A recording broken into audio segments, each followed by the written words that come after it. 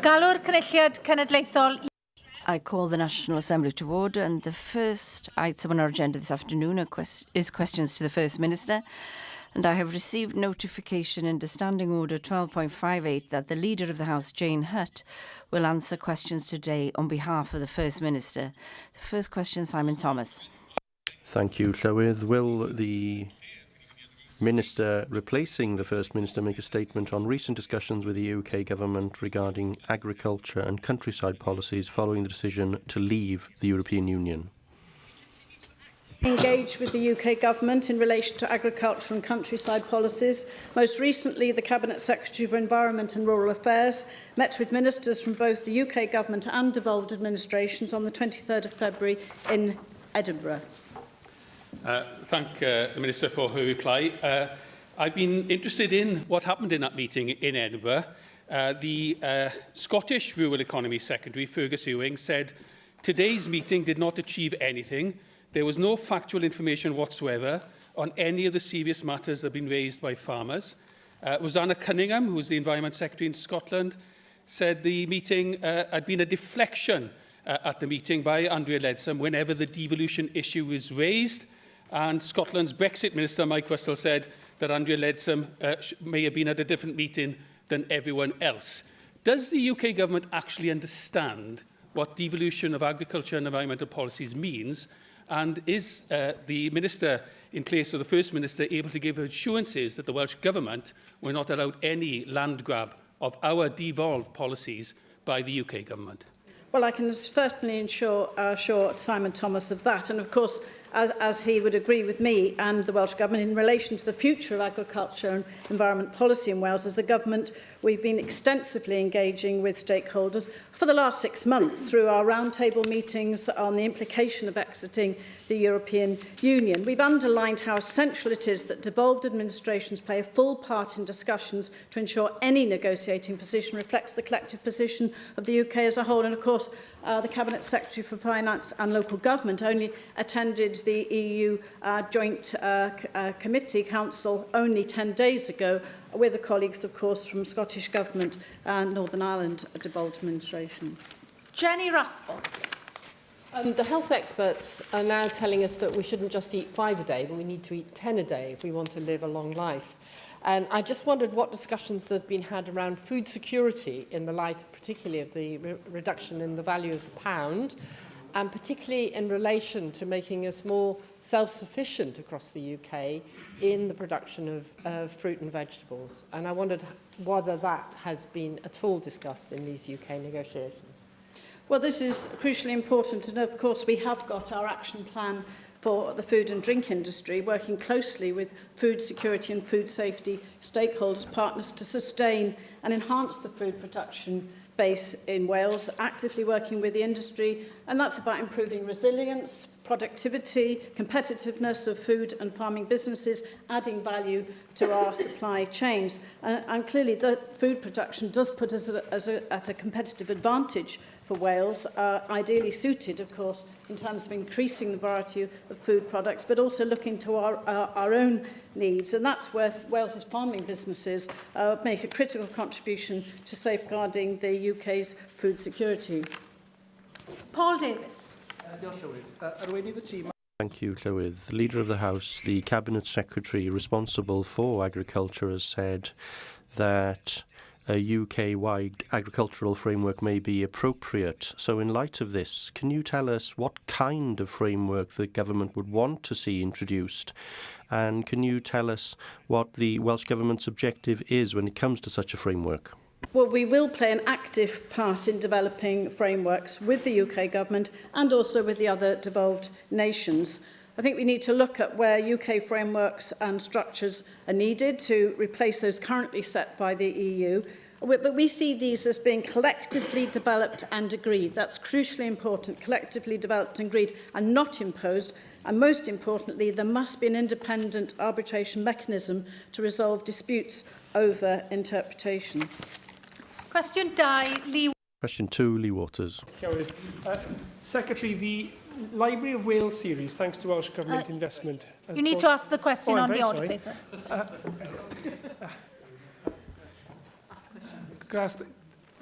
would the Minister tell us how the Library of Wales series has been promoted in schools? The Welsh Government continues to fund the Library of Wales series through the Welsh Books Council as part of our aim to promote the series. Gift sets of 1 copy of each title are being sent to all secondary schools, colleges and library authorities when new titles are published. Thank you very much. Thanks to the Welsh Government investment of some £600,000 over the last 10 years, 46 important literary works are now back in print in English. The two recent books, Ride the White Stallion and Farewell Innocence by Llanelli-born author William Glyn Jones, are an impressive addition to that canon. Just before the recess, John Gower and I held an event in Coleg Sir Gar where we discussed these books with local sixth form students. Having invested so much in these titles, it's vital now that local people get to know about these works, about these communities. And John Gower is of the very firm view that every community in Wales has a title within this series that can tell them something about their community and about their past to help us reflect on our common heritage. So I think I'd welcome any further initiatives to make sure that schools and colleges make use of the copies they now have so we can reflect on this important investment. Well, I'm glad that the member for Llanelli has drawn attention to that most interesting, I'm sure, visit with John Gower, and also draw attention to the fact that Llanelli author William Glyn Jones is featured in the new series. It is important that this isn't just gift sets going to schools. Clearly, those books have to be used widely. They need to be borrowed, read, shared, discussed throughout schools, libraries and colleges. And I think, as the member has said, the fact that we've brought this new generation of series to readers, 46 titles being published, is vitally important. But it actually is also crucial that we see this as part of developing our world-class education system geared to equipping our children and young people to thrive amid the challenges of the 21st century. Darren Miller. Also is. Cabinet Secretary, whilst I welcome the continued commitment to the National Wales series, are you aware of the report which was published last week, which talked about the reading trends and reading ability of pupils across the UK? In that particular report, it demonstrated that Wales had seen a slump in reading ages, so that actually in terms of the situation against chronicle age, pupils in secondary schools are a full year behind on average than their actual chronological ages. And I wonder what action the Welsh Government is going to take to address this particular problem in terms of addressing these reading ages in our secondary schools. Well, in March, of course, we published our National Literacy and Numeracy Programme, and that plan does give a very clear vision of our strategy for literacy and numeracy going forward. It ensures that there's significant ongoing support for literacy and numeracy across the curriculum. And Estin's 2015 annual report showed that standards are improving in Wales, and we will work to maintain that momentum. Questions now from the party leaders. Leader of the Welsh Conservatives, Andrew Arty-Davis. Presiding Officer, Leader of the House, we were all horrified by the story about Ellie Mae Clark's death over the weekend and the tragedy that led up to the sequence of events that her mother obviously went to the GP surgery, ultimately sought the appointment, and given the medical history of little Ellie, should have been seen by the GP. No right-minded person could fail to be horrified by what led to those tragic events. I'd be grateful to understand what the Welsh Government is doing, and I'm not blaming the Welsh Government here. What I'm saying is, as the Government of Wales, and this happened in Wales, what is the Welsh Government doing to work with the regulator to address the matters that were raised in the report that looked into this incident? Well, I thank Andrew Arty-Davis for that question, because we are all aware here today of the tragic death of Ellie Mae, and my thoughts are with her family at this difficult time. It is a professional regulatory matter for the GMC, who oversee such cases at the UK level, as the leader of the Welsh Conservatives will recognise. And as you've acknowledged, it's what role can we play? It would be inappropriate for Welsh Government to intervene. But I do think we have to say that from our understanding, the GMC's investigation of the GP's actions underlines the need for high standards of care to be delivered at all times. I'm also aware that the coroner is now investigating and an inquest is due to be held. Leader of the House, it is quite clear that if the Mail on Sunday hadn't undertaken its investigation, this report would have been buried in the deep recesses of the GMC report and wouldn't have come to light. And we owe the Mail on Sunday a great debt of gratitude because they have informed the family of the outcome, because as I understand it, the family had not been informed of the outcome of the investigation. But it cannot be right that when you look at these circumstances, these types of investigations are conducted behind closed doors, and that the family and those concerned with these matters are not fully informed of the process and the outcome. Do you believe, like me, Leader of the House, that the GMC's procedures in these matters leave a lot to be required and addressed and are not fit for purpose? I think the case was reviewed in accordance with the current GMC procedures, and it is important also to say this afternoon that the Health Board took the action to refer the doctor to the GMC following their own internal investigation. So I think that is, again, where we must recognise that responsibility, that action that was taken. I also noticed that Sir Donald Irvine, the former president of the GMC, himself was calling for greater transparency as a result of this tragic case. Maybe what I'm trying to elicit from you, Leader of the House, is a proactive approach from the Welsh Government to identify that these processes are not fit for purpose, as you identified, Sir Donald has identified in his own assessment of this procedure. And many times the Welsh Government is called to make representations on various matters. I would look to you to try and encourage the Cabinet Secretary for Health to write to the GMC to address its protocols and procedures, because the GMC is there not to look after its own, but to look after everyone. And in this case, in particular, it has fallen down. And I hope that in responding to my third question, you will indicate that the Welsh Government will be writing to the GMC to ask them to address the deeply held concerns of members of this institution, but the wider public in this specific case, which really has let the family down and, above all, is letting Ellie and Ellie's memory down. Well, the Cabinet Secretary for Health and Wellbeing is certainly going to be looking at this case in terms of the GMC and the role and procedures. But I think it is important that you put your point on the record today, and I'm sure that those points can be made and will be made across this chamber. Arweinydd Plaid Cymru. Leader of Plaid Cymru, Leanne Wood.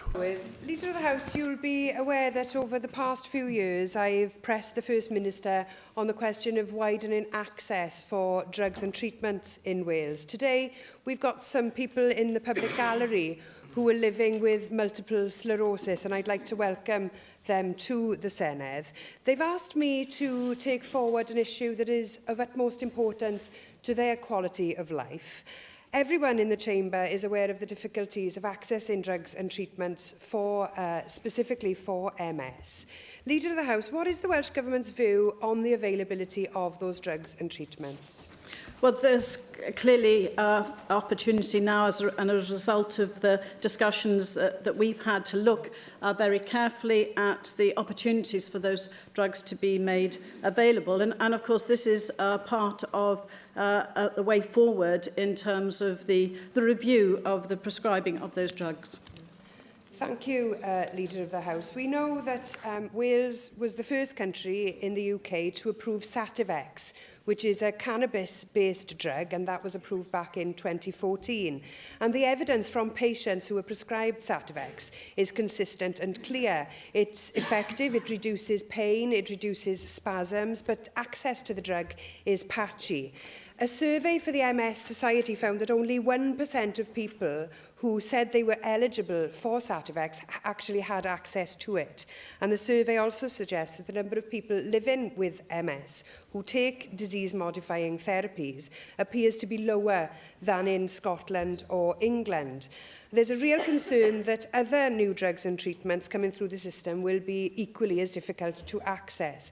If you accept that there is a patchy availability of these drugs and that is a major obstacle to the quality of life for citizens in Wales, what resources is the Welsh Government prepared to allocate to the infrastructure around MS nursing and neurology, in order to help patients get the support that they need?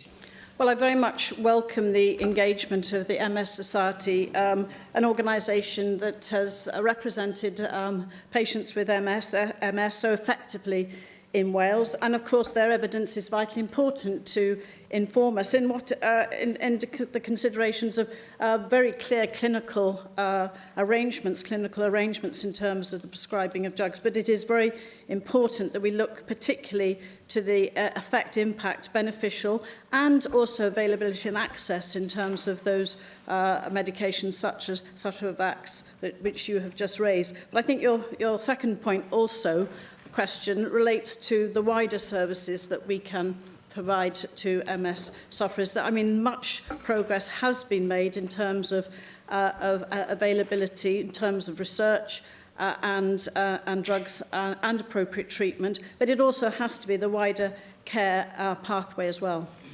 Well, I very much hope that we do see extra resources for this Leader of the House. The lack of availability of Sativex has led people to pursue alternatives of their own. I recently met with a 64-year-old woman from Cwmbran who has primary progressive MS. She experiences pain and spasms on a daily basis, and her daily drug regime includes morphine, codeine, paracetamol, pregabalin and diazepam. Because Sativex isn't available in her area, she uses cannabis as a replacement, obviously risking problems there with the law. How is it okay to take morphine, but by buying cannabis, she risks prosecution? On the 10th of February, following a government-commissioned review, Ireland joined Canada, the Netherlands, Germany and many other countries around the world in recommending that cannabis should be legalised for medicinal use. There's also support for this in Scotland, and we've heard at least one police and crime commissioner from Wales recommend that the same thing happens here. Will the Welsh Government follow our Irish and Scottish counterparts and advocate the decriminalisation of cannabis to relieve the symptoms of multiple sclerosis and other conditions? Well, what I would like to do is to ensure that we can make those medications, those drugs available, such as Sativex, which obviously has proven benefits. I certainly would want to ensure, from your questions today, Leader of Plaid Cymru, that we look very carefully at access and availability of those proven clinically beneficial medications for people with MS in Wales. Arweinydd grŵp Leader of the UKIP group, Neil Hamilton. Go at First Minister's questions. The Leader of Plaid Cymru raised the dispute that's going on in Llangennech over the conversion of their primary schools from bilingual to Welsh medium instruction only, and described the atmosphere in the village as toxic. And the First Minister appealed for calm. Since then, the Leader of Plaid Cymru has interpreted calmness in a rather unusual way. Plaid Cymru have set their internet trolls upon the activists who want to maintain dual stream education in Llangennech and have twisted innocent Facebook posts in an attempted character assassination of their opponents. Jonathan Edwards, the Member of Parliament for Carmarthen East, supported by the Leader of Plaid Cymru, has engaged in a public campaign of intimidation of one of those activists for having the temerity to seek my help as one of their AMs in the fight against Plaid Cymru intolerance. And indeed, the Leader of Plaid Cymru has even published on her Facebook page a photograph of one of them, following which this lady has been verbally abused in the street and spat at. As Leader of the House, will you defend our collective rights as members in this Assembly, as representatives of the people of Wales, to seek redress of grievances on behalf of all our constituents, regardless of their political views, and condemn the attack on the constitutional right of all my constituents to seek my help on the future education of their children? Well, I have to say I'm a bit concerned that the Leader of UKIP is not helping to reduce the toxic situation. In fact, he may be that has been described. And I think this is something where, you know, in terms of our responsibilities, indeed your responsibilities, we must be very clear here. And perhaps the Leader of UKIP needs to be reminded of this. that the Welsh Government can't comment on any proposals for change that are under consideration by a local authority. And it is the responsibility for the local authorities for the planning of school places. It rests with them. Yeah, I fully accept that. But the process by which the decision was arrived at in Carmarthenshire County Council has wider implications and calls for change in legislation. There was a consultation exercise which was carried out, which was a complete sham. There was 1,418 responses. 698 responses were in support of the proposal. 720 were against it. But one of the responses against had 757 signatures, and that was regarded as one vote out of the 1,418. You don't have to provide an address or a postcode if you respond to any to the consultation. 27 of these were anyway anonymous. There wasn't even a name. In these circumstances, given that there is clearly a very substantial opposition within the catchment area of the school to the imposition of Welsh medium-only instruction, surely there is a case here for a stay in the proceedings whilst we consider whether this change, which in the longer term may well be desirable, should be brought in so as to take public opinion with us rather than to fight it. Well, I mean, you know, these are, as I've said, matters for Carmarthenshire Council. As a government, we're supportive of the Welsh language. We want to see an extension of Welsh medium education, more children involved in it. It is for Carmarthenshire Council to justify the decisions that it takes, clearly sensitive to the fact that local authorities must comply with the School Standards and Organisation Wales Act 2013 and the Code, and look at the range of factors when proposing change. It is certainly true that they must comply with the legislation, but they can comply with the letter of the law whilst wholly ignoring its spirit, and that is exactly what has happened in this case. There hasn't been a consultation, there's been a non-consultation because the decision was arrived at even before the consultation exercise was begun. Is it not time now for Carmarthenshire County Council to have a proper consultation exercise, which is independently conducted of all those within the catchment area of Llangennech alone, and ignoring the responses which have nothing to do with the area which is most concerned? It's again, I have to say, Llywydd, it's not a matter for Welsh Government to intervene.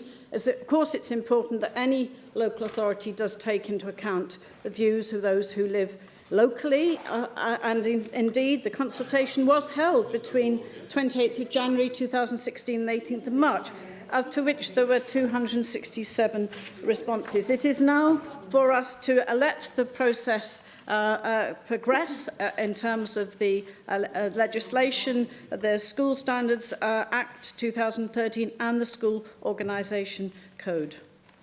Question 3, Dawn. Question 3, Dawn Bowden. Llywydd, will the Cabinet Secretary please make a statement on the Welsh Government's support for start-up business?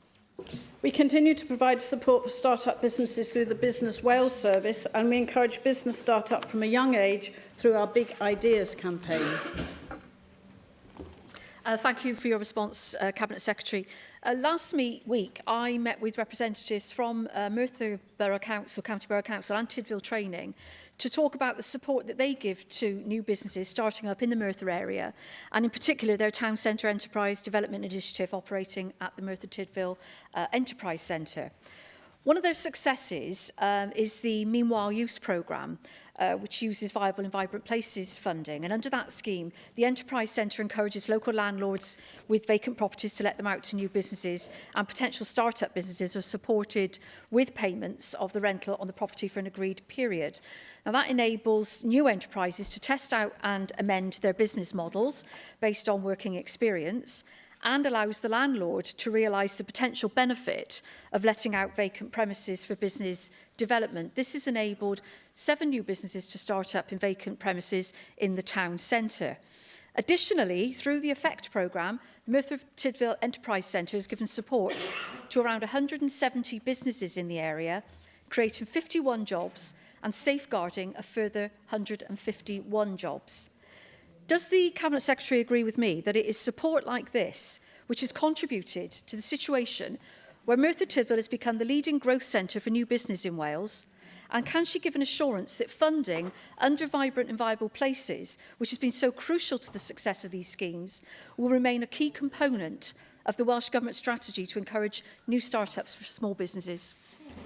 Well, Dawn Bowden does illustrate a very good constructive way in which we have been able to invest the Vibrant and Viable Places investment regeneration programme in Merthyr Tydfil, obviously in partnership with the local authority and other partners. And I think in terms of the way forward, this is a flagship regeneration programme, over 124 million of capital funding to support regeneration activities in 18 areas across Wales, and forecasting that the programme will deliver more than 2,000 jobs, support 9,000 people into work, lever in 300 million in additional investment. So this, of course, now takes us forward with regards to the future, particularly of the capital regeneration programme, as the current funding round draws to a close in March. Russell George. Leader of the House, data from Bank Search for Lloyds Bank shows that the number of new businesses starting up across Wales has fallen by a staggering 26% over the last 5 years. Can I ask what the Welsh Government is doing to reverse this trend?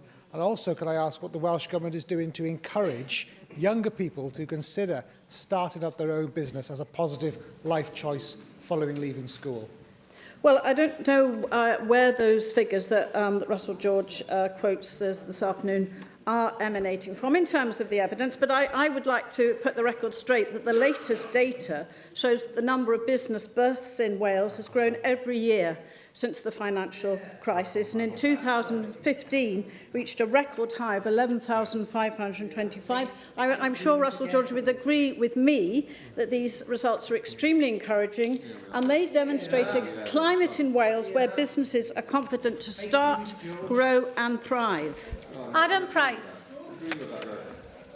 A group of London-based investors, Accelerate Me, are looking to create a new fund with 4 million of their own money, hopefully backed by 6 million of Welsh government money, to back Welsh startups and create a homegrown version of the highly successful Startup Chile Accelerator programme. Does the Leader of the House agree that this kind of approach, supporting indigenous business and connecting them with external capital and knowledge, should be at the heart of the Welsh Government's new economic strategy? And on that basis, would she urge her Cabinet colleagues to meet with the proposers of the idea?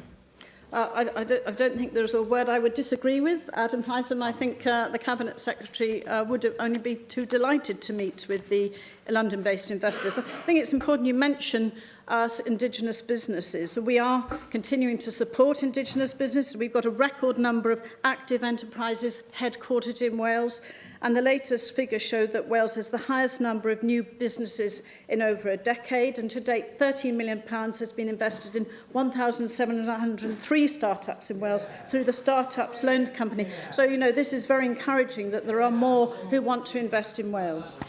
Tynwyd cwestiwn 4 yn ôl. Question 4 is withdrawn. Question 5, John Griffiths. What steps will the Welsh Government take to strengthen Wales' international relationships? Building international relationships is core Welsh Government activity, and this week the First Minister hosted the London-based Diplomatic Corps and will be visiting and is visiting the United States. The Cabinet Secretaries for Environment and Rural Affairs and Finance and Local Government are in Dubai and will be in Brussels this week. And last week, the Cabinet Secretary for Economy and Infrastructure visited China.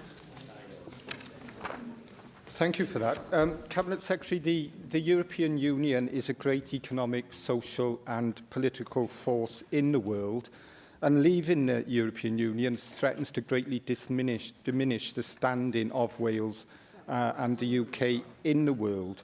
So, could you reassure me that as far as Wales is concerned, Welsh Government must find new ways of working with the European Union and European Union member states in the run-up to Brexit and beyond, and that the UK Government should commit through its Brexit negotiations to securing continuing participation in key European Union programmes open to non-member states, such as Horizon 2020 and Erasmus+, and indeed secure continuing participation in transnational economic development programmes, particularly with our close neighbour, the Republic of Ireland? I thank John Griffiths for that question, because we make it very clear in our white paper, Securing Wales's Future. Wales is leaving the EU, but not Europe, and we strongly believe that Wales and the UK should continue to participate in those key EU programmes. You mentioned Horizon 2020. That's supporting research and development projects between higher education, private sector partners, Erasmus+, again, those education exchanges that can transform the prospects and opportunities of young people. We want to see a far-reaching and far clearer commitment from the UK government to securing this outcome from the Brexit negotiations. And of course, they form part of the negotiations which Cabinet Secretaries are engaged with. But you also mentioned Ireland. That is also crucially important, because we have the Ireland-Wales programme, the directly managed programme, which we are responsible for, which also includes a number of very important R&D projects and indeed projects and initiatives that can improve and constructively help Wales as well as Ireland. Nick Ramsey. Leader of the House, it's clearly vital that we develop stronger economic links across the world in the wake of the vote to leave the European Union. And if we could still in some way access schemes such as Horizon 2020 and similar programmes following Brexit in some way, then that would be a bonus. I was pleased to hear you mention that. However, I would say a trade mission, and obviously the First Minister is away on a trade mission at the moment, a trade mission only works if enough planning has gone into it and the right companies have been invited in good time, and the mission is clear about its objectives. That didn't happen entirely back in 2012 on the previous US mission of that time. Has it happened this time around? Who is on that mission with the First Minister, and have they been given adequate preparation time? Well, I'm disappointed that you speak of trade missions disparagingly and don't welcome the trade missions. For example, I will go on to your point about the US trade mission, but I mean, last week I'm sure you would welcome the fact that the Cabinet Secretary, Ken Skates, actually had an important visit to China, obviously responsible for economy and transport, with 2 new investments announced, including Acachem establishing a European HQ and an R&D facility in Wales, with the creation of 38 high-tech jobs, and 2 new stores in Wales by Flooring Republic. And of course, the clear links with the US in terms of the fact that we have not only those US companies based in Wales who are informing our trade mission, but also demonstrating the impact that we can have for a leader, a Welsh Labour First Minister, going to the States saying that Wales is clearly open for business. Rhina Piorwerth. Diolch, Llywydd. Thank you, Llywydd. As chair of the cross-party group on Wales internationally, it's been good to see a consensus developing across the parties on the need to develop relationships and to develop the potential of close links between Wales and its diaspora.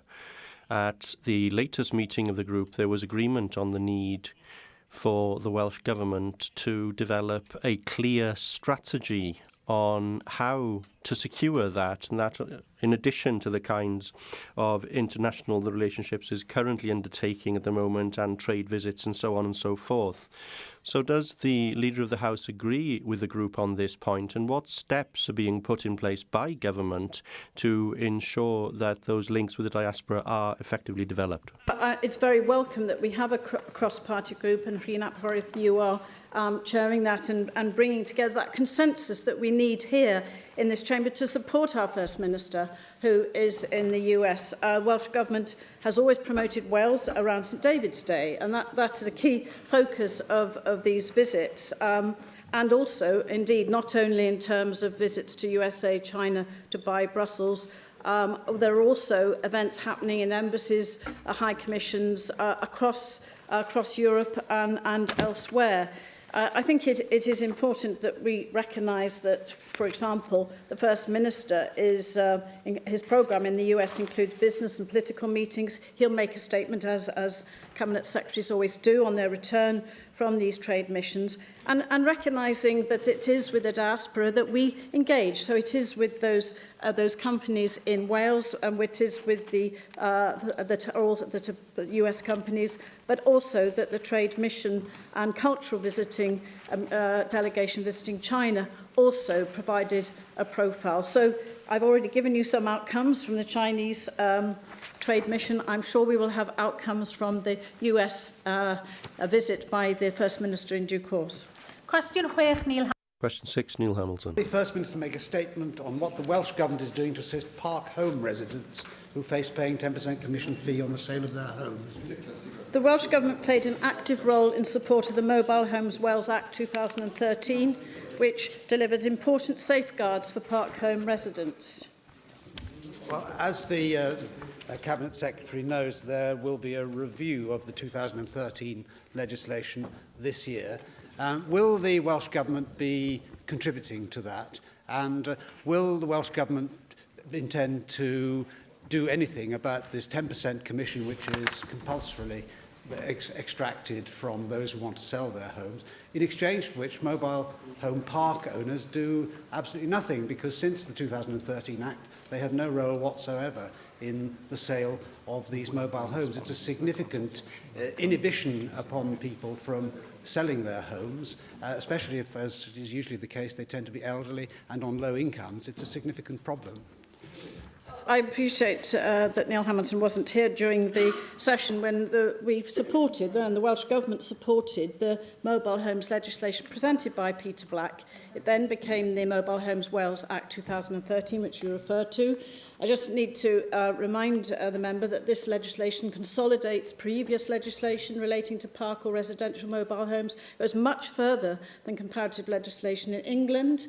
For example, we required all sites to be relicensed, and I'm sure you would welcome that, and for site managers to pass a fit and proper person test. But subsequent to that, the Welsh Government did commission an independent review of the economics of the park home industry in 2015. The report has been published, and clearly the Cabinet Secretary is looking at that and the options. David Melding. Leader of the House, I think it's very important that we have a system that is transparent and fairly reflects the costs that site owners have, and also the ability for people who are the residents of mobile homes to have a knowledge of what those costs are and to challenge them if necessary. At the moment, it is very opaque and it seems very unfair. And in terms of where the power is, it's loaded against the mobile home owners. Well, David Melding does give a balanced view about the site owners and those, of course, who are purchasing those homes on the park home sites. And I am aware that there is a lot of concern that's been raised. There's a petition that's also come forth. I think it is very important to, again, repeat that we have done more to protect park home residents, which is crucial, than other parts of the UK. All park home sites in Wales have had to apply for a new licence, and I've said also about the fit and proper person test. And we've allowed time for a stricter regulatory regime resulting from the Mobile Homes Wales Act, which, again, I'm glad to say was supported by the whole Assembly as it came through. And, in fact, I remember Peter Black was congratulated by Mark Isherwood when the bill went through. But we must clearly look at the points that have been raised this afternoon, and that's what the Cabinet Secretary is doing. Bethan Jenkins.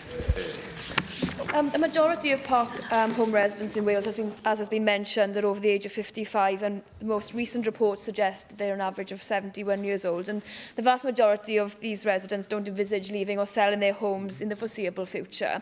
Will you therefore agree with me that increases in pitch fees to cover losses incurred by park owners, which would result from the abolition or reduction of sales commissions, is not a good long-term solution? And what considerations has your government given to this?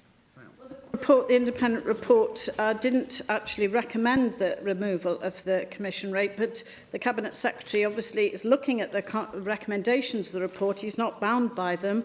He's considering a range of options on whether further action is merited. Cwestiwn 7, Dai. Question 7, Dai Lloyd. Thank you, Llywydd. Will the First Minister make a statement on concessionary travel schemes? Our concessionary bus travel scheme is hugely popular, with some 760,000 older or disabled pass holders resident in Wales. And we're also continuing to support the existing discounted bus travel arrangements for 16, 17 and 18-year-olds throughout Wales, while we design a different scheme over the coming months. Thank you for that response. And further to that, naturally, there has been some concern, particularly among young people across Wales, following that uncertainty that you've already mentioned surrounding the My Travel Pass scheme. So I was pleased to hear the statement by the Cabinet Secretary for Infrastructure last week, talking that the government had committed to establishing a similar scheme, as you mentioned, to encourage young people to use buses. Now, we need assurances in this area. So when can we expect the consultation on the new scheme to commence? Well, as you say, the Cabinet Secretary for Economy and Transport did issue a written statement on the 21st of February. He outlined his plans for the future of young persons' discounted bus travel. We've agreed with local authorities and the bus industry that the existing discounted travel arrangements will continue. As I said in answer to your first question, we've accepted the Confederation of Passenger Transport's offer to come forward with proposals for a new marketing campaign, because we know we needed to increase the uptake and use of passes, but we intend to launch a new travel pass from 2018. We'll be consulting over the summer. Russell George. Leader of the House, can I ask what assurances you can give that in the preparation for the end of the current funding agreement on concessionary fares next year, discussions with the bus industry and with local authorities will begin in plenty of time so that the stability of the scheme is maintained? I think in terms of the commitment we've made to concessionary bus fares over the years, the fact that we're estimating that local authorities will reimburse pass operators in 2016-17 between 65 million and 70 million, including £10 million from their own budgets for carrying older and disabled pass holders for free. We're continuing, of course, with a scheme for young people, and clearly this is an important plank of our Welsh Government, Labour Government's programme for government. Gareth Bennett. We had a petition delivered to the Assembly last year by a pupil at Treorchy Comprehensive in the Rhondda. This petition was calling for rail travel to and from school to be restored, free rail travel, I should say, to be restored by Arriva Trains, who had decided to end the scheme. With the rail franchise up for renewal next year, I wondered if thought might be given by the government to giving Arriva a shove towards restoring the free school fares scheme that they previously offered. I think, well, concessionary travel is very important, particularly where bus services are limited. It's, of course, concessionary travel passes can be used on certain train lines. The Welsh Government has ensured that. Concessionary rail travel is available on some routes that you'll be aware of, particularly in Wrexham, Llandudno, Blaenau Ffestiniog, Swansea and Heart of Wales line. I think we, as you know, Gareth, we have no powers to introduce mandatory concessionary fare schemes on rail services, but we do fund the voluntary concessionary scheme with the Arriva Train Wales. But clearly this is an area where we will be looking at future prospects. Question 8. Question 8, David Rees. What actions is the Welsh Government taking to support people from disadvantaged communities to gain employment and move out of poverty? We will take forward a cross-government, all-Wales approach focused on helping people into decent jobs, giving children the best start in life, and ensuring that local people are engaged in the design of local services. I get that answer, Leader of the House. On February the 14th, the Cabinet Secretary for Communities and Children made a statement regarding Communities First, and his actions in that statement also highlighted was the ambition to actually get to those furthest from the labour market and move them forward. But unfortunately, some of those who are furthest from the labour market in skills-wise are also physically furthest from the market because they live in communities which are not well served by public services. What are you doing to actually get jobs closer to them, or actually get them to jobs by improving public services and public transport? The National Transport Finance Plan, published in July 2015, does, of course, set out investment for transport infrastructure services across all parts of Wales. It has to provide comprehensive solutions for local transport need and connecting communities, but as the member David Rees says, it's about improving local public transport, and I think the integrated transport hub in your area will be of major significance and importance, because we also, of course, have our very important Jobs Closer to Home initiative, which enables people to access jobs. But, of course, you will hear more from the Cabinet Secretary for Economy and Transport very shortly in terms of the future of bus services. Question now, Joyce Watson.